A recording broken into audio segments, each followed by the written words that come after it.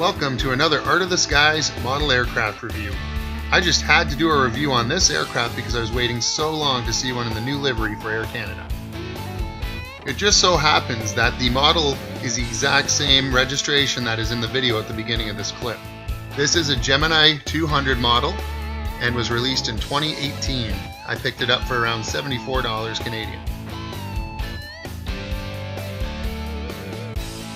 Like usual, Gemini Jets goes above and beyond on their packaging of their small model aircraft in 1/200 scale. I love the box, I love the stand, and I love the care that they take in making sure the model gets to you all in one piece.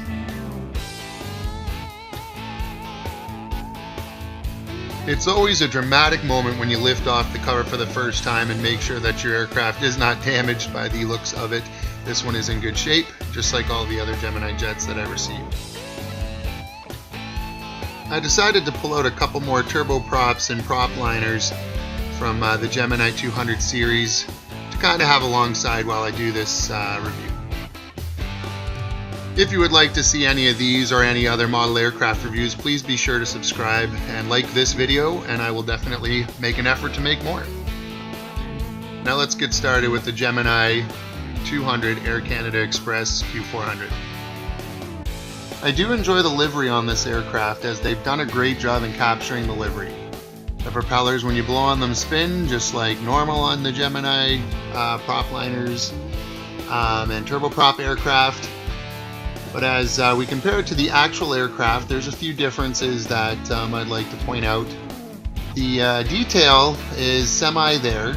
If you take a look at the doors, they've actually added some large red writing, which isn't on the Air Canada Jazz Q400 aircraft. The good news though is that at least they put a door opening handle on the aircraft, unlike the United one you see in the background here. There are many small writing and details on the aircraft that they've kind of enlarged on this one, I noticed. It's not a huge deal, it's more for the picky guys like me. I'll get to some more near the back of the aircraft. As for the colors, the registration, most of the markings are just bang on for this aircraft. They have a very nice 3D beacon light on the top and some 3D antenna. They do not have all 3D antennae, as you will see on the bottom. They do have some that are drawn in. And they've added something extra on the bottom, which they didn't really need to put on the aircraft. The biggest item that jumps out at me when I compare these two aircraft is on the Gemini200 model, it's not a very clear line. It looks very messy, I guess, where the black paint is on the aircraft. I'm not sure if that's a printing issue. As the aircraft rolls by. You'll also notice on the back door, you'll see the enlarged items. Those red arrows are definitely not that large, and they've added a couple of extra little panels or blowout areas on the back door which aren't actually there in real life. Not sure why. They could have saved some of the ink and extra pieces they put on that weren't necessary, maybe added a little more to the engine. The good news, as always, is that the tail number is correct for the registration of this aircraft. Again, I did follow this aircraft for quite a while, so I definitely would notice that. Now this is where I want you to notice the very large red arrows and the handles kind of in the window on the L2 door. Those have to be a lot smaller, same with the back hold. And again, I'm not sure why they put those two circular panels on there that aren't actually on the real aircraft. Here's a better view of the engine that they could have put a little bit more detail into. Could just be me, they're very greasy and dirty in real life. Overall, the aircraft looks wonderful though, and again, I'm just extra picky, hence why I'm doing a review for you guys so that you can kind of get my opinion. I also want to note a small paint defect there by the second A in Canada. It's kind of hard to see. And one final look at the back door area. Again, yeah, could have saved some of that ink for some other items. If we take a look over at the United didn't have the same issues. It had some. The large arrows were still there, but those extra panels weren't. I think my biggest pet peeve is the nose gear on this model. It's very loose and really wants to tilt to the left. The United one is also loose, but it tends to stay straight. As you can see, there is a lot more detail though on the L1 door, the air stair door that opens at the front, on the Air Canada Jazz versus the older United Express model.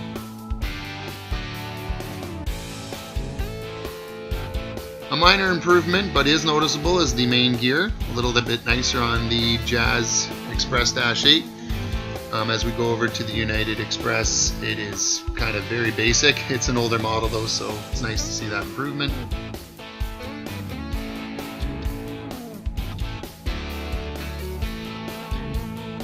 The engines don't seem to have improved much from the United, but the landing lights definitely look a little bit cleaner and more realistic on the Dash 8 of Jazz, as you will see. I want you to notice the yellow gear collapse lockout box. Basically, you pop this box out to ensure that the nose gear won't collapse. You'll notice on the United model that they've actually modeled that on it twice, which means they probably used a mirror image for the other side, but that's not accurate. There's only one of those boxes on the captain's side of the aircraft. So you will notice with the Jazz model, they did correct this, which is great.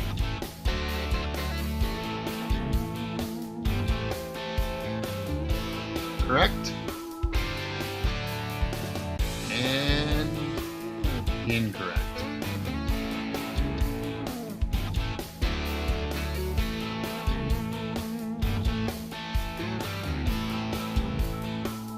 You're going to get a very close look again at the front nose gear. Not very clean in my opinion. It's my biggest pet peeve of the model. Well, maybe second biggest. It is missing an air conditioning panel door at the back. Kind of wish they had done that rather than the extra little door or panels that are on the cargo door. But very similar again to the United Dash 8.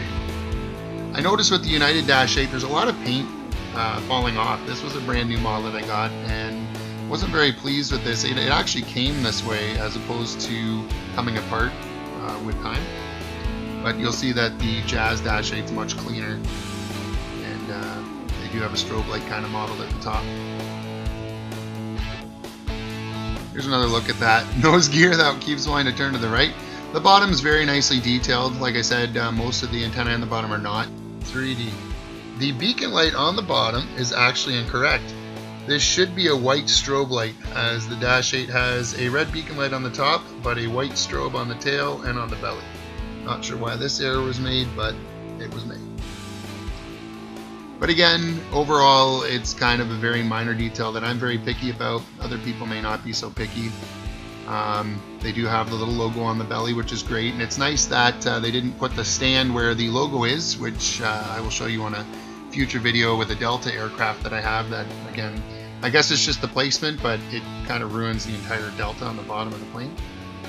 Looking at the top view of the aircraft, again, very nice. You know, for the most part, this aircraft's wonderful. There's just a few nitpicky things that as the price of these models go up, they'll have to be willing to accept when people have the concerns that I might bring up in this video, because this model was at least $20 or $30 more than the last one. So there are some improvements, but it wasn't really, you know, $30 more. And here's another good example of the paint as well. Not very clean on this model. I'm not sure why, probably just a printing thing, and again, the camera will show you that a lot more. So overall, this model is actually quite nice. Because of all the errors though that are on the model, I would only give it probably about a 6.5 to 7 out of 10. Again, it's a beautiful model, beautiful packaging, but there's a lot of items on here that I'm surprised weren't double checked by Gemini when they created the model, and I'm sure, you know, all models are going to have their issues. It's just, yeah, when someone like me gets it, who's a little extra picky, I'll definitely be sure to point them out. But it's a great model, and if you like Air Canada Jazz, if you like the new livery, definitely get your hands on this model. It's a beautiful model. Alright, well, thanks again. Be sure to subscribe and like I mentioned earlier. The more subscribers, the more likes, the more initiative I have to make some new clips. So thank you very much for watching, and have a wonderful, wonderful new year.